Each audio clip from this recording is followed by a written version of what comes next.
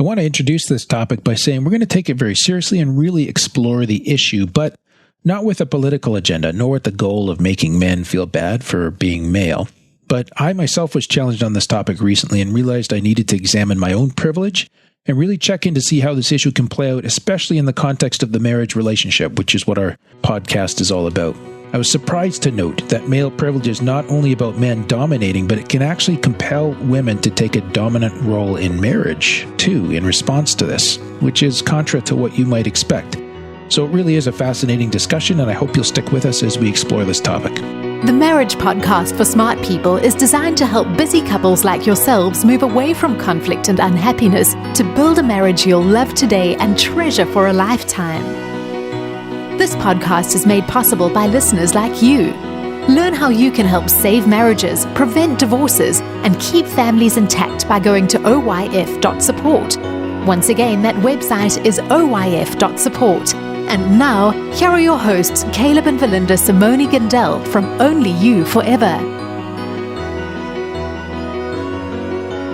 Welcome to the Marriage Podcast for Smart People. If you want to build a thriving, passionate marriage, we've got the research, the truth, and the answers you're looking for. We have an empowering episode, I hope, for you this week. At least that is my goal. And that's to empower husbands to have this discussion with their wife and then empower her in the marriage as well, or even to empower her to have the discussion with him, whatever works. Okay. This is episode number 238, and today we're going to be talking about male privilege and how that plays out in different ways in our marriages. Hey there. I'm never sure whether to go plural or not because I don't want to make it sound like a person has multiple marriages. Yes. Okay. But before we get started, if you missed last week's episode, we discussed how to forgive your spouse after betrayal. Worth going back and checking out. Also, make sure you hit the subscribe button so you don't miss any upcoming shows from us. If you're struggling with your marriage, we offer sound, research-based advice, and most of all, we offer hope. Okay. All right. Let's get into the topic of male privilege. Male privilege. Well, we've heard about white privilege on the media lately. What is male privilege? Well, privilege is any advantage that a person or a group has that others may not have. Okay. And it can be a constant advantage like wealth or citizenship or race or gender, but it can also be situational. So, for example, you might happen to be the most attractive or the smartest person in the room. Oh, yeah, that's tough. That happens to you quite frequently. In the situational context, the privilege disappears or at least decreases when you leave the room. Like when you leave the context, right? So that's situational. But with constant privilege, it follows you wherever you go and it brings you certain benefits that others without that advantage do not experience. Okay. Now, it's not wrong to have privilege, but we do best as humans when we make ourselves aware of the privilege we do have and we acknowledge its presence in our experience. This is kind of like almost like the whole discussion about bias. Like people say, this is my unbiased opinion. And it's never true, right? Yeah. What's honest is to say, well, these are my biases as I tell you my opinion. And it's the same thing for privilege. So it's acknowledging the privilege. We do a far better job of loving our neighbor when we recognize that another person may not have the same privilege, and we raise them up rather than assuming on our own privilege or even leveraging our privilege to our own advantage, our personal advantage, or even exerting dominance because we have that privilege. Okay. Right? So a healthy awareness of privilege is part of humility, I think. It's learning to esteem others better than ourselves. And that helps reduce the advantage. It helps to preserve us from mishandling or abusing the privilege that we do have or that we carry. Right. Okay, that makes sense. So one example of male privilege is when I get dressed for church, one of the things I don't have to think about is modesty. Or let's say in our marriage, we get in a really bad spot with several months of conflict, escalating into shouting. Like I would find that very unpleasant. But as a male, I wouldn't think twice about whether I was going to be safe or not physically with the increasing escalating conflict, right? Yeah. But with an 80-pound advantage over you, you might have that thought as a woman, for Linda. Okay. So even though I've never been physically violent with you, right? So not having to worry about that just because I'm male, it's a privilege that comes with being male. Okay. So that's kind of how privilege starts to show up. Okay. It's more like we don't think about it. And that's, I think, really one of my key goals today is to raise awareness for men about how we do this in marriage. Right. Like walking to your car after work in the dark is not a big deal for you. Right. Because you're male. But we're now talking about it in the marriage context. Yes. Okay. Yeah. But we're going to start with male privilege generally because I think it's easier to grasp it out there. Yeah. Okay. And then we'll come into the marriage context. Okay. So there's nothing wrong with being born a man or a woman, right? Mm-hmm. Nobody can help that. But we need to understand that we experience the world differently based on our gender. So the difference in physical experiences is shaped by physical and biological differences. So for example, men have more testosterone, greater physical strength generally, but there are also social differences that come with that. So boys and girls are raised differently with different priorities, different values, different concerns, right? Okay. And so the question is, well, what are some of the privileges that men are granted generally? And one researcher observed that the outside world was largely designed with men in mind because women's roles have more historically been restricted to the home. So consequently, men are more likely to be seen as a person of authority or worthy of authority. Okay. Just these are kind of defaults that get assigned, right? That's the privilege. Men's bodies are less likely to attract unwanted attention or criticism. So good or bad. Yeah. Men's age is less likely to be an issue in various situations. Like a man on the dating scene who's a little bit older is a different situation than a woman on the dating scene who's a little bit older. Oh, right? So this is like for relationships. Yeah, that's more in the relationship context. Okay. Yep. And we could go on, but there's a privilege of living our lives as men without a certain level of self-consciousness. And women are not given these same benefits, so they tend to be more self-conscious and concerned about their position and place in the world. Like they have to think about that, and we don't. Okay. Yeah. And again, this translates into many different scenarios. So coming back to sort of the church one I mentioned, just consider how much more effort and time and thought and worry your wife puts into preparing to go out than you do. And meanwhile, as a guy, you're rolling your eyes at her and drumming your fingers on the table or on the dashboard of the car while you're waiting for her to come. And I've been there, and I didn't realize it was really about privilege because I don't have the pressure to groom myself as much as you do, being a woman. Or like another scenario, I take the car to the mechanic and I might worry that he's going to try to rip me off because he's a crook. But if you take the car to the mechanic, you're wondering if he's going to rip you off because you're a woman. Okay. Yeah. So I don't walk in thinking this guy's going to try to rip me off because I'm a guy. Oh, okay. Yeah. Yeah. See that? Yeah. That's a privilege because I don't have to think that way. More seriously, and this alludes to one you gave us earlier, that I can walk in the city at night with little fear or concern, but you would always have in mind the slight possibility of assault or harassment. I don't think about my gender in that situation. You do. Okay. Yeah. And so here's the point where it comes to, and I'll just read this as a quote here. Because of its fit with dominant social norms, male privilege often appears invisible even to itself. Thus, male privilege can seem fit with respect to health, adult with respect to age, traditionless with respect to ethnicity, colorless with respect to race. Whereas women often feel acutely aware of their distinctive social position, men can often find it difficult to distinguish their own social features because they see it as the norm. Okay. It's just not having to think about it, right? And as a middle-class white male, I have the privilege of not seeing my own privilege. Okay. But you change one factor, for example, gender, and then you have the task of being aware of not having that privilege anymore, or the privilege that come with that particular feature. Okay. It doesn't make me bad or wrong or a jerk for being male, but I can be a jerk if I use that privilege selfishly or even just presumptuously, right? Okay. So hopefully this is kind of starting to get the brain going here, right? So if you want to pause and think about your male privilege and have a good discussion with your wife about this, we've got a male privilege checklist that you can use as a basis for that discussion. It really helps open your eyes and just make you more aware, which is really the first best step that you can take towards learning to be particularly thoughtful about equity and fairness in this area, especially as it applies to your marriage and even to other parts of your life. And you can get this bonus guide by becoming a patron of the Marriage Podcast for Smart People. We'll just take a quick 60-second break here to tell you more about that. So is this a checklist that, the wife could give her husband, or is that going to cause resentment? Oh, there's a privilege question right there. Really? Yeah, I think so, because he could just print a checklist for her and hand it to her, and you have to ask. Okay. So, but the answer is yes. Okay. Yep. It's not going to cause huge No, issues. It's not. Okay. And we're not trying to, like I said, we're not trying to turn this into a political thing. There's just husbands. There's lots of good husbands out there that just don't see it. Okay. And, if I can be a little bit prideful, I put myself in the same category. As the husbands who just don't see it? Oh, the good husbands who don't see it. The good husbands. Oh, yeah. What happens when the fairy tale marriage meets reality? Too often, high expectations lead to disappointment, communication breaks down, and the struggles of day-to-day life become overwhelming, leaving you feeling lost and without hope. Unfortunately, marriage does not come with an instruction manual. Marriage troubles are deeply personal and can take a toll on you, your spouse, and your family. Counseling can be expensive and divorce is very costly. It doesn't have to be this way. Caleb and Valinda understand your pain and frustration. Their mission is to help save as many marriages as possible, and to date, thousands of couples are helped through their weekly podcast. But the most important marriage they want to help save is yours. With a minimum of a $10 investment a month, you gain access to exclusive bonus content and valuable information to help you succeed in your own marriage. Learn more about saving marriages and how you can help at oyf.support. That's oyf.support.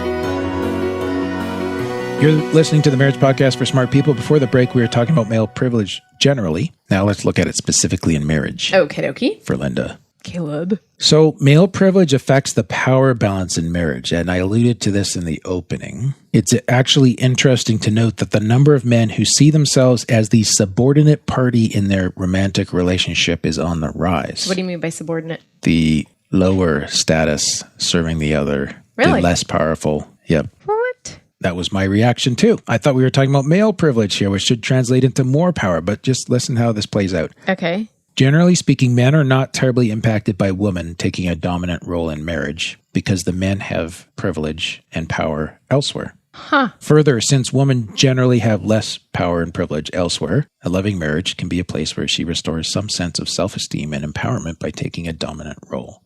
Interesting, Okay, hey? yeah. And it may be even more true for women who are members of social groups that have historically received poor treatment, like people with disabilities, immigrants, people of color, low-income communities. Huh. So if your wife is like this, you might want to just take a step back and consider if she feels empowered in general. So her overbearing attitude might not be about you as a husband, but may just come from the need to feel like there's some part of her life where she can have some major say or some influence in, because she's so, I think I'll make up a new word. She's so empowerless everywhere else. I just added, you think about it, whatever the opposite of empowered. She's so disempowered everywhere else. You look like you're objecting to this. Yeah. Like, it makes us sound like we're just like doormats everywhere we go. So therefore we have to, exert our strength in our marriage relationship. But you heard that as a criticism? Yeah, I think I did. Okay. So basically, if you have a strong wife, it's because we're not. She's so. We don't need to generalize like that. I mean, I think I used tentative language. You may want to consider, is what I said. Okay. But do you think this plays out in real life? Well, I can kind of see it, like, especially if we don't have a huge sphere of influence outside the home. Yeah. But I mean, there's some women out there who are way up the ladder in a career and all that, and they may still be strong at home. Yep. There's nothing wrong with that. And I don't mean to pathologize if your wife is strong at home, like there's a problem with that. Okay. But I think in some situations, this may actually be what's playing out. Okay. This is like the only area in her life where she feels like she has enough respect and can actually have some privilege herself. Okay. That she's exerting it, right? Okay. And so we're not saying this, so, okay, heads up here, guys, you need to take that power back, right? No. But ask her if there are areas where she feels powerless or overlooked or not in control, right? And as I said, the goal is not to restore dominance as a male, but to empower her more generally in life, so that if this is out of balance in your marriage for this reason, you can restore that balance of respect and care and power so it feels healthy and balanced and equitable between, like, where you both are happy with it as a couple. Okay. Right? And I think maybe what I'm struggling here is, like, this is totally male privilege speaking. Like, because the male has all this privilege, he can give a little bit of it to his wife. Well, yes, but okay, so play that through with me, because we're going to keep going on that, because but here's what I'm saying is if you have privilege, you can bestow it on others, and you should. Okay. So it's not necessarily like a belittling thing, like, oh, I feel sorry for you because I'm so much better than you. It's realizing that, you know what, I get some stuff just because I came out of the womb this way. And I don't want it to be like that. I don't want it to be unbalanced or unfair. So I'm going to share with you. I'm going to, we're going to, it's a raising each other up thing, right? Okay. Appreciate you checking in on that, because some of our listeners will have the same questions. Now, the second thing that may come up in marriage is around perceptions of vulnerability. So husbands and wives are vulnerable in different ways in a marriage, typically. Okay. So for example, if you died, that would really suck, and I would have my counseling career. Okay. If I die, I also hope that would really suck for you. But you don't have a decades-long career. Right. So when I think about your mortality, I'm only focused on the loss of you. It's a real vulnerability, but there's privilege Yeah. alongside of it, right? Okay. When you think about my mortality, it's not just the loss of me, but it's the loss of your livelihood. And in the early years of our marriage, when I never had any life insurance, I couldn't understand why you kept coming back to the topic of life insurance, right? Okay. When we finally set that up, it ended the discussion because it settled it, right? And looking back now, that was my male privilege at play because I wasn't understanding what the privilege gave me that you didn't have. Okay.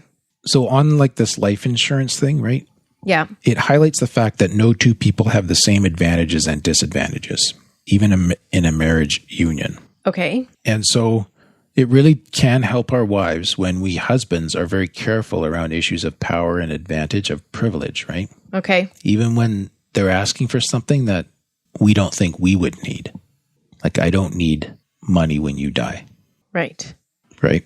Okay. Like, I mean, maybe 10 grand to help with the funeral or whatever kind of thing, Yeah. but not like enough to retrain, To get a live on. career, Yeah. live on, Yeah. all that stuff, right? Yeah. So I'd say this example is much more in like a traditional marriage where the wife is at home. Yes. Yeah. And that's just how we've run ours. Like typically we work together in the business, but I'm the product that's being sold or my time is, right? And Yeah. my expertise, not yours. Yeah. So there's an imbalance there. Okay. Did we kind of hash that one out enough? Does that make sense? Yeah, I think so. Okay. So, and then another one, the next one to consider is male privilege and the ideas of success, right? So one of the things that shows up in the news quite often is pay inequality. Men are socialized to expect power and respect and good compensation for their efforts. And we're also encouraged to ask for these things, to be assertive about them. And we do that without fear of being disliked or disapproved. It's just par for the course for males. Like, you got to get your worth out of your job, right? And here's one thing where we get back to the idea of conferring this privilege. Okay. So as a husband, you can use that privilege to help your wife get more comfortable tapping into her own sense of authority when she finds herself in a similar situation. So if she is in the workplace. So for example, a discussion about a possible promotion at work that she might be involved in, help her to tap into her sense of confidence and power from using like the right body language to the word choice to the right amount of eye contact to just assert what she's looking for from that relationship with the employer. Okay. Does that make sense? Yeah. And again, this may seem natural to you as a guy. That's a fact of privilege, right? But what seems natural to you are tools and skills that you were taught because you were male. And she likely was not taught because she was female. Huh. Do you think this is changing today? I do. kind of think this is. I do, but I think a lot of couples in our age group won't have had that. Right. Yeah. Okay. Yeah. And so in those moments, you're able to tap into your own benefits of privilege and extend those benefits to her as well. Okay. Yeah. So just to underscore a few points in closing here, Verlinda, first, privilege is often happening without us realizing it. But what is particularly important is to increase our awareness and to acknowledge the privilege that we do have. Okay. See, I kind of struggle with that because to me, like talking about this sounds so like condescending towards women. Okay. So where do you hear the condescending? Well, just like how the man always has to help his wife because, you know, she's not as good at getting a promotion and she's not as good at asking for stuff and she's not as good at, you know, authority or leading anything. So if this woman's going to be anything, it's because her husband is going to help her because he's so wonderful. Okay. Yeah. And that's not... I don't think that's what you're trying to say. No, it's not. But that's kind of where all my alarm bells are going off. Okay. Well, I appreciate you bringing that up. Because like you've never treated me that way where I feel like I'm inferior.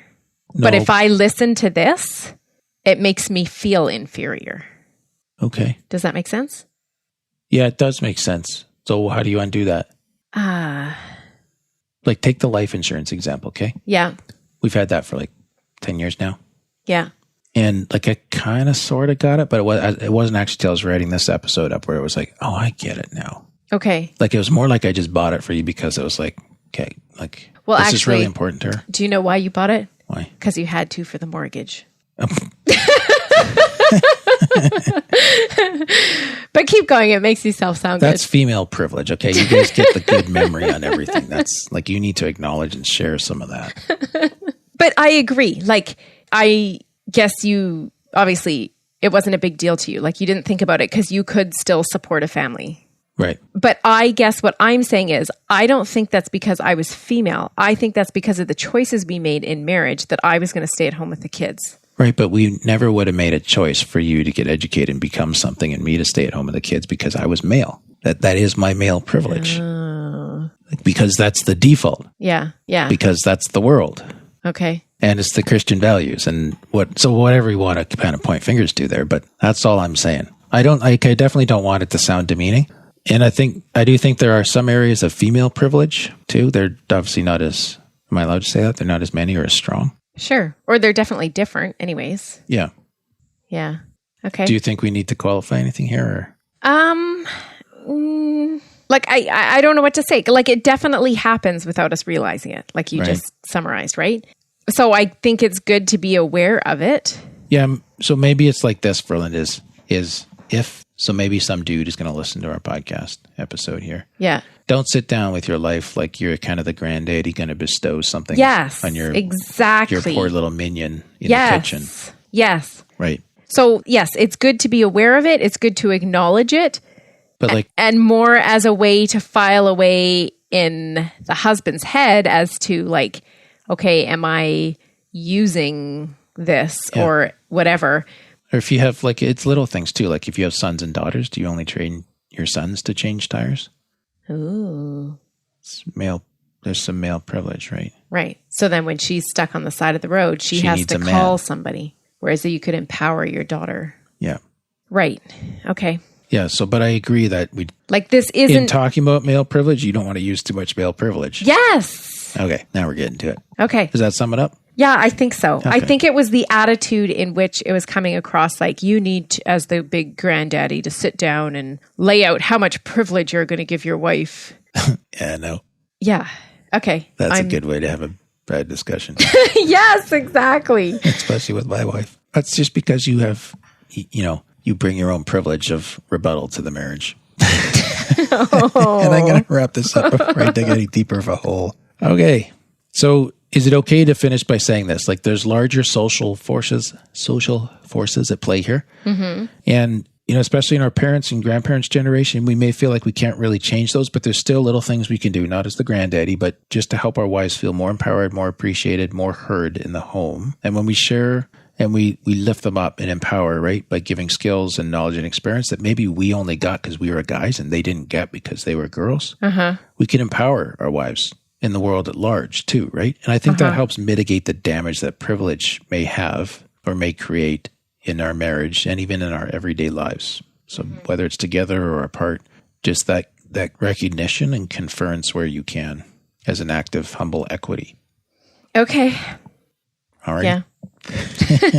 All right. Do you want to wrap it up then, baby? All right. So thank you to those who became patrons between this recording and our previous one. We have Ben and also Stephanie. So thank you to all of our supporters. We couldn't do this without you.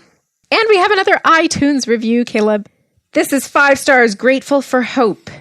That's the name. Oh, that's who it's from. Grateful for Hope. Solid marital advice and help. My husband and I have had a tumultuous marriage from the start, with terrible family dynamics and our own strong personalities butting heads. We would know nothing about that.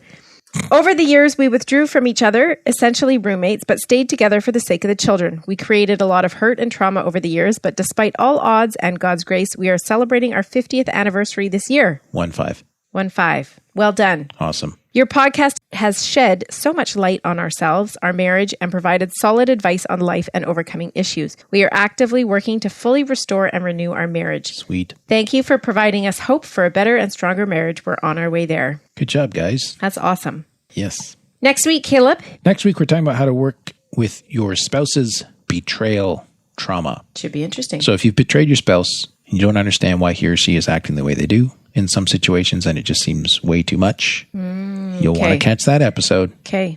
That is all for today's episode. You can get the full show notes at oyf.link/238. Find out how you can help. Go to oyf.support. Thanks, and we'll see you next week. The Marriage Podcast for Smart People is totally funded by listeners who support Caleb and Valinda in their mission to save marriages. If you would like to be part of this worthy cause, open your web browser to oyf.support. A minimum investment of $10 per month will help restore hope to married couples. Plus, as a patron, you'll gain access to exclusive bonus content and valuable information to help you succeed in your own marriage. Go to the website oyf.support now for more information. Thanks for listening to the Marriage Podcast for Smart People from Only You Forever.